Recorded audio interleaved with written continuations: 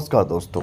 आज है 4 मार्च 2022 और आज 4 मार्च से करंट अफेयर्स के जितने भी इंपॉर्टेंट क्वेश्चन बन सकते हैं सारे हम इस वीडियो में डिस्कस करेंगे और हर क्वेश्चन से रिलेटेड इंपॉर्टेंट फैक्ट्स भी मैं आपको बताऊंगा। दोस्तों, अगर आपने इस चैनल को अभी तक सब्सक्राइब नहीं किया है तो चैनल को सब्सक्राइब कर लो ताकि हर एक अपडेट आप तक टाइम पर पहुंच जाए। तो चलो दोस्तों, शुरू करते हैं आज के करंट अफेयर्स के अपडेट के बारे में। तो आज का पहला जो अपडेट है, पहला जो क्वेश्चन है, निम्न में से किस राज्य में ऑनलाइन बैंक खाता खोलने हेतु बैंक ऑफ महाराष्ट्र ने प्रोजेक्ट बैंक सखी योजना को लॉन्च किया है? तो सही जवाब है उड़ीसा।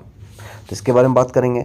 तो बैंक ऑफ महाराष्ट्र ने ऑनलाइन बैंक खाता खोलने हेतु महाग्राम और Sunivesh India finance services private limited के सहयोग से उड़ीसा में प्रोजेक्ट बैंक सखी शुरू करने की घोषणा की है। यह बैंक खाते खोलने के लिए उड़ीसा के लोगों को घर घर पर और परेशानी मुक्त पहुंच प्रदान करेगा। इसके अलावा उड़ीसा के लोग हमारी अभिनव ग्राहक अनुकूल वित्तीय सेवा का उपयोग कर रहे हैं और डिजिटल भौतिक टच पॉइंट में सर्वश्रेष्ठ ग्राहक अनुभव का उपयोग कर रहे हैं। तो आप ये पॉइंट नोट कर लीजिए। हम चलेंगे अपने अगले क्वेश्चन की ओर। अगला जो क्वेश्चन है, विश्व बैंक ने अफगानिस्तान के लिए संयुक्त राष्ट्र की एजेंसी और एनजीओ को निम्नलिखित में से कितने अरब डॉलर का फंड देने की घोषणा की है? तो सही जवाब है 1 अरब डॉलर। इसके बारे में बात करेंगे। तो गंभीर आर्थिक संकट झेल रहे अफगानिस्तान के लिए विश्व बैंक ने 1 अरब डॉलर की मानवीय सहायता देने की घोषणा की है। इसका इस्तेमाल संयुक्त राष्ट्र की एजेंसियों और अंतर्राष्ट्रीय गैर सरकारी संगठन एनजीओ के माध्यम से किया जा सकेगा। इसके अलावा इस फंड के खर्च का मुख्य उद्देश्य अफगानिस्तान में कमजोर लोगों की रक्षा करना, मानव पूंजी और प्रमुख आर्थिक और सामाजिक सेवाओं को संरक्षित करने में मदद करना है। तो आप ये पॉइंट नोट कर लीजिए। हम चलेंगे अपने अगले क्वेश्चन की ओर। अगला जो क्वेश्चन है, विश्व वन जीव दिवस हर साल निम्न में से किस दिन मनाया जाता है? तो सही जवाब है 3 मार्च को मनाया जाता है। कब मनाया जाता है? 3 मार्च को मनाया जाता है। इसके बारे में बात करेंगे।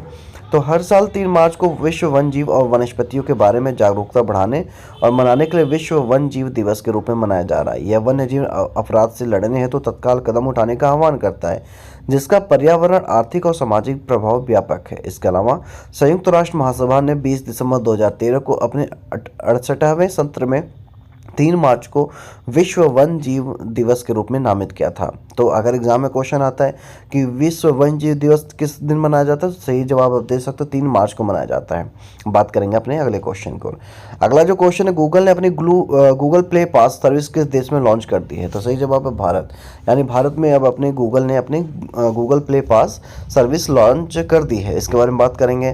तो गूगल ने अपनी गूगल प्ले पास सर्विस भारत में लॉन्च कर दी है। 2 साल पहले गूगल प्ले पास को अमेरिका में लॉन्च किया गया था। इसके अलावा गूगल प्ले पास की मदद से एंड्रॉयड यूजर्स बिना विज्ञापन किसी ऐप को इस्तेमाल कर सकेंगे और बिना विज्ञापन वाले गेम खेल सकेंगे। गूगल प्ले पास का फायदा फिलहाल 1000 ऐप्स के साथ मिलेगा। तो ये बहुत इंपॉर्टेंट क्वेश्चन है, नोट कर लिए, एग्जाम में क्वेश्चन आ सकता है। बात करेंगे अगले पॉइंट को। तो अगला जो पॉइंट है, 31वें दक्षिण पूर्वी एशियाई खेलों की मेजबानी निम्न में से किस देश को प्रदान की गई है? तो सही जवाब है वियतनाम। इसके बारे में बात करेंगे। तो 31वें दक्षिण पूर्व एशियाई खेल 12 से 23 मई 2022 तक वियतनाम में आयोजित होंगे। यह दक्षिण पूर्व एशिया का सबसे बड़ा खेल आयोजन है और एक द्विवार्षिक आयोजन है। इसके अलावा यह कार्यक्रम मूल रूप से नवंबर 2021 में होने वाला था, लेकिन इसे कोविड महामारी के कारण स्थगित कर दिया था। खेलों में 526 आयोजनों के साथ 40 खेल होंगे, जिसमें लगभग 10,000 प्रतिभागी शामिल होंगे। तो आप ये पॉइंट नोट कर लीजिए। हम चलेंगे अपने अगले क्वेश्चन की ओर। अगला जो क्वेश्चन है, अमेरिका, यूरोपीय संघ और ब्रिटेन ने किस देश पर और आर्थिक प्रतिबंध लगा दिए हैं? तो सही जवाब है रूस पर। तो क्यों लगाया है आपको पता होगा। रूस और यूक्रेन का युद्ध हो रहा है, जिसमें यूरोपीय संगठन में यूक्रेन शामिल होना चाहता है, जिसकी वजह से रूस ने हमला कर दिया था। इसी के मद्देनज़र अमेरिका, यूरोपीय संघ और ब्रिटेन ने रूस पर आर्थिक प्रतिबंध लगा दिए हैं। बात करेंगे इसके बारे में। तो अमेरिका, यूरोपीय संघ और ब्रिटेन ने रूस पर और आर्थिक प्रतिबंध लगा दिए हैं। रूस के कुछ बैंकों को स्विफ्ट सिस्टम से बाहर किया गया है। रूस के सेंट्रल बैंक को भी स्विफ्ट सिस्टम से बाहर कर दिया गया है। इसके अलावा उसकी 63,000 करोड़ डॉलर की संपत्तियों को फ्रीज किया गया है। EU आयोग की अध्यक्ष उर्सुला वॉन के अनुसार प्रतिबंधों से रूसी बैंक को अंतर्राष्ट्रीय स्तर पर लेन देन नहीं कर पाएंगे, जिससे उसके आयात निर्यात पर असर पड़ेगा। तो ये पॉइंट इंपॉर्टेंट है, नोट कर लीजिए, एग्जाम में क्वेश्चन आ सकता है। बात करेंगे अगले पॉइंट को। अगला जो क्वेश्चन है, भारत और किस देश के बीच 25 फरवरी 2022 को राजनयिक संबंधों के 75 साल पूरे होने के उपलक्ष्य में एक विशेष लोगो का अनावरण किया गया है? तो सही जवाब है बेल्जियम। इसके बारे में बात करेंगे। तो भारत और बेल्जियम के बीच 25 फरवरी 2022 को राजनीतिक संबंधों के 75 साल पूरे होने के उपलक्ष्य में एक विशेष लोगो का अनावरण किया गया है। इस लोगो में एक मोर है जो भारत का राष्ट्रीय पक्षी है। इसके अलावा बेल्जियम भारत के साथ द्विपक्षीय संबंध स्थापित करने वाले पहले यूरोपीय देशों में से एक था। इस लोगो को भारत में बेल्जियम के राजदूत फ्रेंको इस डेल्हे और संदीप चक्रवर्ती द्वारा जारी किया गया था। तो आप ये पॉइंट नोट कर लीजिए। बात करेंगे हम अपने अगले क्वेश्चन को। अगला जो क्वेश्चन है, हाल ही में केंद्रीय मंत्रिमंडल ने आयुष्मान भारत डिजिटल मिशन के देशव्यापी कार्यान्वयन को मंजूरी दी है, जिसमें 5 वर्ष के लिए कितने करोड़ रुपए का बजट आवंटन किया गया है। तो सही जवाब है 1600 करोड़ रुपए। इसके बारे में बात करेंगे।